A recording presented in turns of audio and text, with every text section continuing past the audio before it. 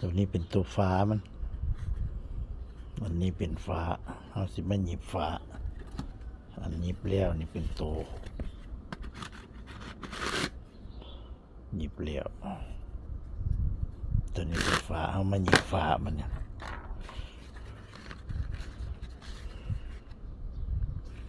ฟ้านี่เขามองเริ่มต้นนี่เขาต้องเริ่มต้นจากไล่ข้าวหลามตัดไล่ข้าวหลามตัดมันที่ตรงดิ้งมาพี่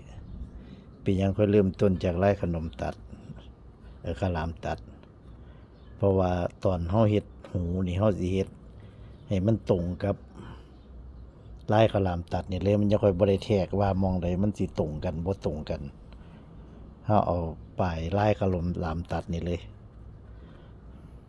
มันสิได้ง่ายตอนเฮาเฮ็ดหูนี่เราเอาไปตามไล่ข้าวหลามตัดนี่รถเนี่ยเราก็มาแทกนี้ปั๊บ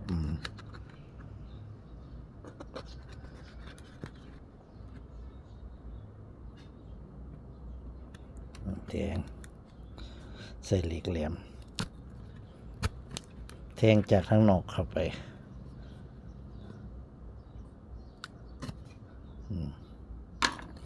แต่ว่าบัดนี้บัดใส่ได้แทงนี่เข็มได้นี่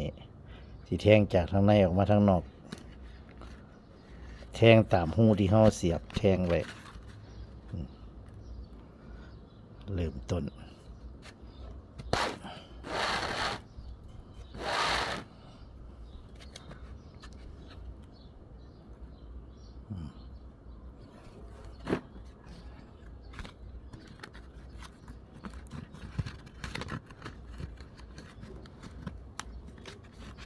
มันก็กะเอาว่าเฮาสิก้าวไปไกลปานใดกันก้าวไกลหลายก็บ่เป็นตาเบิง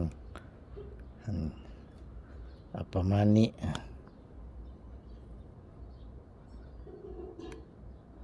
ไกลประมาณนี้ครับมันแทงบ่เข้ากันเอาเข็มบ่มีด้ามแทงมันสิเจ็บมือเราก็เลยใส่เข็ม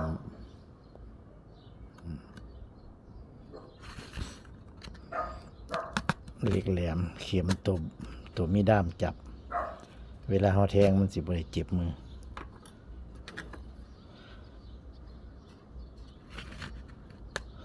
แทงเวลาก็แทงเข้าตามหูเก่ามันนี่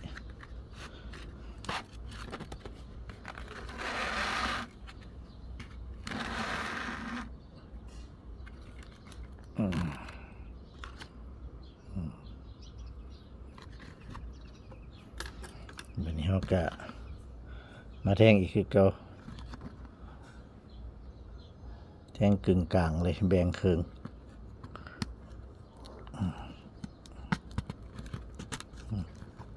แบ่งครึ่งแล้วก็แทงเข้าไป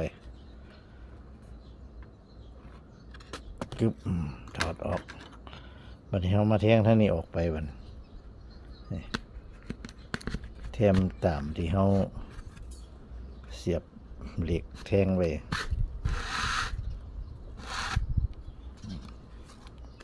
สำหรับตัวฟ้านี่เฮาก็เฮ็ดพิธีพิถันแน่จักหน่อยกว่าตัวที่ก้นมันอยู่ตัวก้นนี่อาจสิบ่พิธีพิถันปานใดก็ได้เพราะว่ามันสิอยู่ทั้งลุม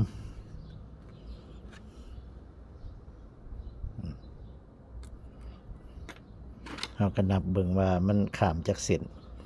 1 2 3 4 5เอาก็นับเอาเลย1 2 3 4 5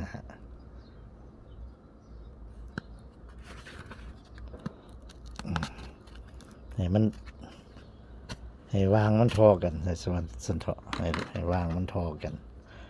มันสิบ่ได้ก้าวยาวก้าวสั้นก้าวยาวก้าวสั้นบางเที่ยมันก็บ่พอดีกันมันเบิ่งแล้วมันก็บ่งามตา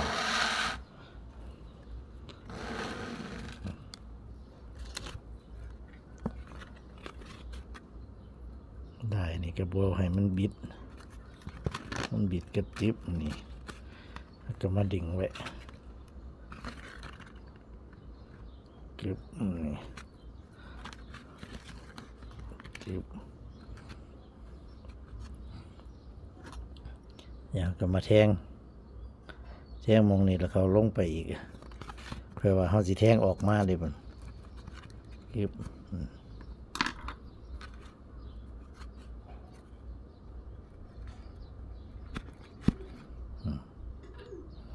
ข้างในมันก็จะประมาณนี้เวลาเขาดึงคือ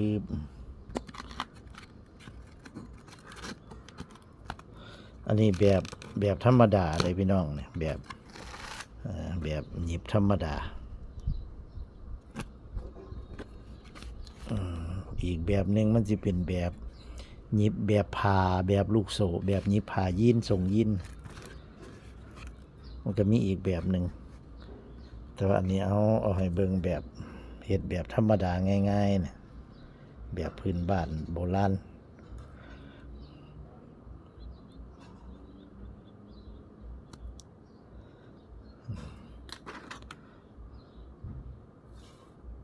จิบ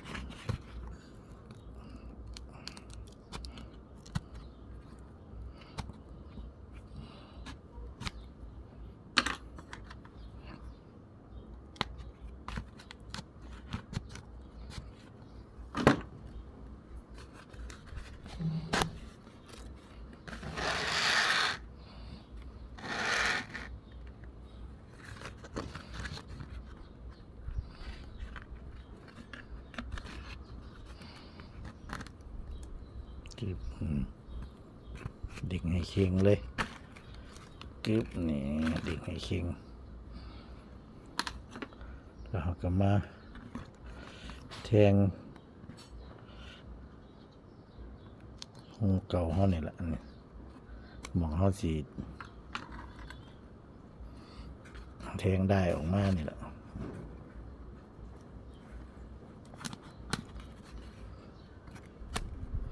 ไม่ได้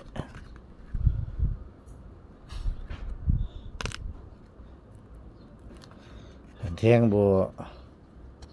นั่นกับบัวงามเด้พี่น้องเราต้องแทงให้มันออกหูเดียวกันหูเข่าหูออกหูเดียวกันยังก็จะเป็นตะเบิง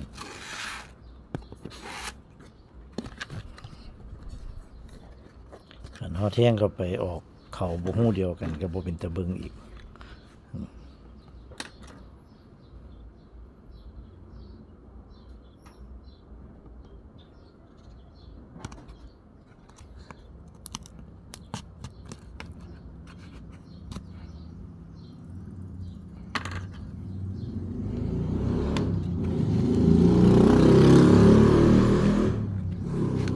เท่ากับเย็บแบบนี้แหละไปเรื่อยๆไปจนกว่าสิรอบพุ่นละ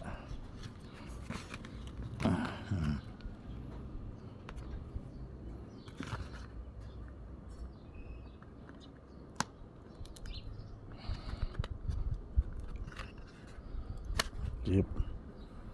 ตอนออกก็ออกหูเก่าอีก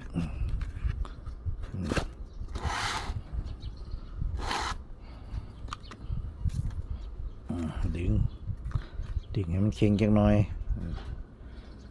เวลาเราเห็ดเราก็จะประมาณนี้เอาเย็บมานี่เย็บมานี่เราเริ่มต้นจากไล่ข้าวหลามตัดกึ่งกลางนี่เย็บมากึ่งกลางนี่เขาก็ต้องได้ให้เนี่ยบาดเข็มนี่ต้องมาลงนี่สันทไปให้มันลงมองตรงข้าวหลามตัดนี่เลยเพราะว่าเวลาเฮาเฮ็ดหูเฮาสิสอดเกี่ยวเอาอันได้ที่เฮาแทงเข้าไปนี่เฮาสิสอดดึงออกมาจากนี่เกี่ยวเข้ามานี่จังซี่เพราะว่าหูมันสิไปเกี่ยวเอาได้อันที่มันลงไปหันมันสิบ่ได้หลุดออกมันสิเฮ็ดให้เฮาติบเข้าเฮาแน่นแข็งแรง1 2 3 4 5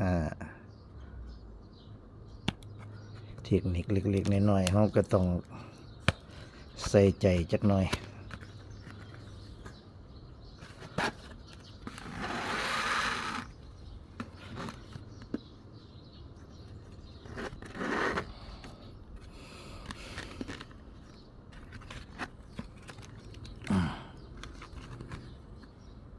ตอนสุดท้ายที่เฮ็ดหูกระเสียวให้พี่น้องเบิ่งอีกคลิปหนึ่งต่างหากแต่ว่าคลิปนี้เอาตอนเริ่มกับตอนอันเย็บให้พี่น้องเบิ่งกัน ตอนเริ่มเฮ็ดแต่ว่าก็บ่เฮ็ดให้คลิปนี้ก็อาจสิ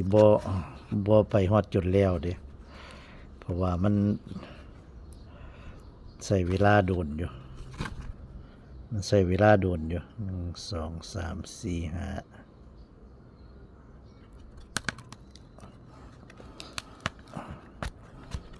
มันสิคลิปมันสิยาวโพดเฮาก็สิเฮ็ดให้เบิ่งเอาตั้งแต่ตอนสำคัญให้เบิ่ง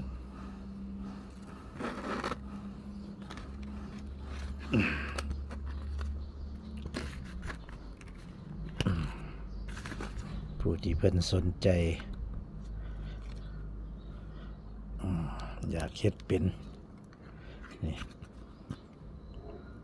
เอาแทงเขาหูนี่แหละหูที่2แทงนำทางไว้แล้วก็เฮาก็มาสอดเขาออกไปแต่ทางพี่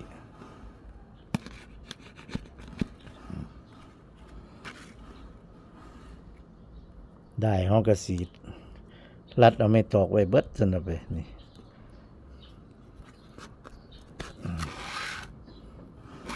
เจ็บนี่มันสิหัดเอาไม่ตอกไว้จังซี่มันสิเฮ็ดให้มันแน่นติบเข้าเฮาแน่น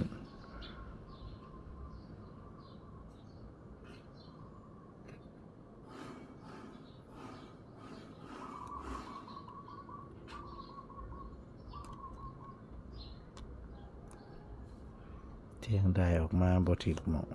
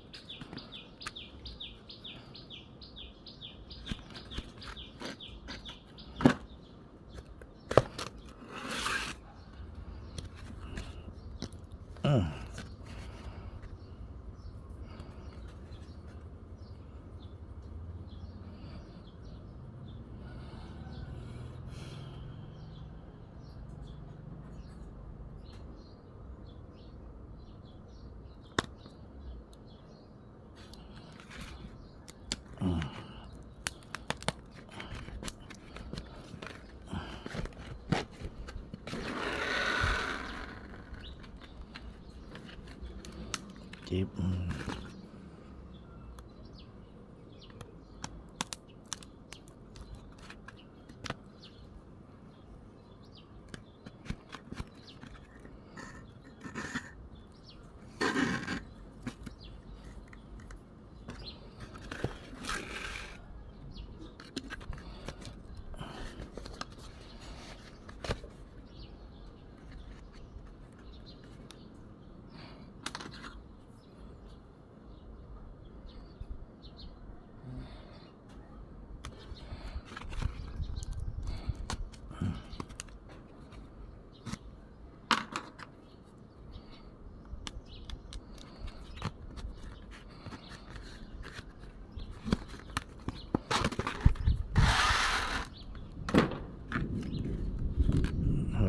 ฟ้าห้องพี่น้อง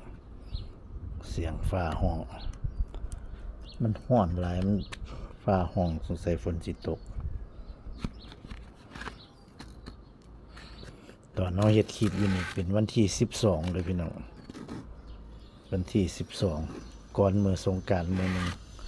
กรมอุตุก็ว่าฝนสิตกอยู่วันที่12ไป53สำหรับบ้านเฮา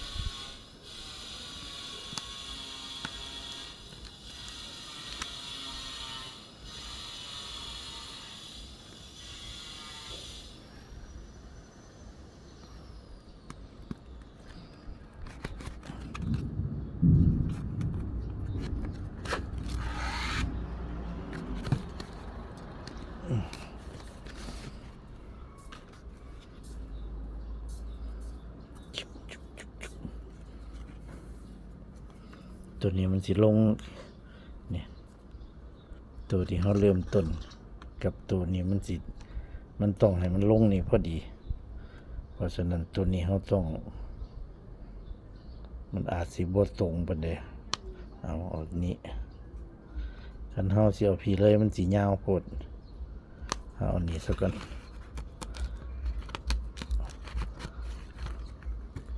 ให้มันตรงกันถ้ามันบ่ตรงกันเวลาเฮาอันนั้นมันสิยากเวลาเฮาเฮ็ดหู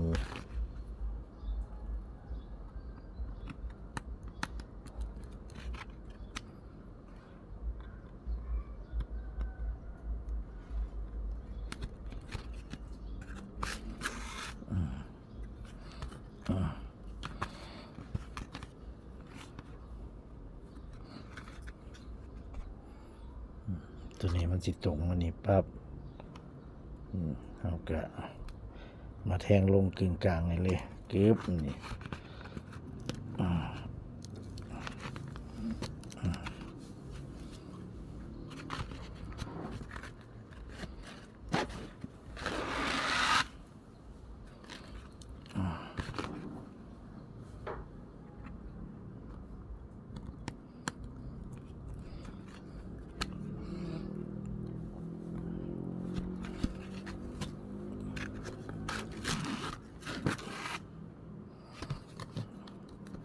เก็บนี่ตัวนี้มันก็สิตรงกันพอดีเวลาเฮาเฮ็ดหูเฮาสิสอดเวลาเฮาเฮ็ดหูเฮาสิสอดได้เกี่ยวไว้พอดีพอดีเกี่ยวเอาอันได้ตัวนี้มันสิเฮ็ดให้ได้เฮาบ่แล่นออกไปพุ่นมันสิแน่นมันสิบ่ได้แล่นออกมาพี่ได้เฮาสิเอามาเกาะตัวนี้ไว้นี่ตัวนี้ก็คือกันเฮาก็จะเอามาสอดเข้านี้สอดเข้านี้อ้อมมาพี่สอดเข้านี้อ้อมเข้ามาพี่เนี่ยสำหรับวิธีเฮ็ดหูจะค่อยบ่ได้ยากเอาสำหรับคลิปนี้ก็ให้เบิ่งซ้ำนี้คลิปต่อไปจะเป็นตอนใดก็ติดตามต่อไปสวัสดีครับ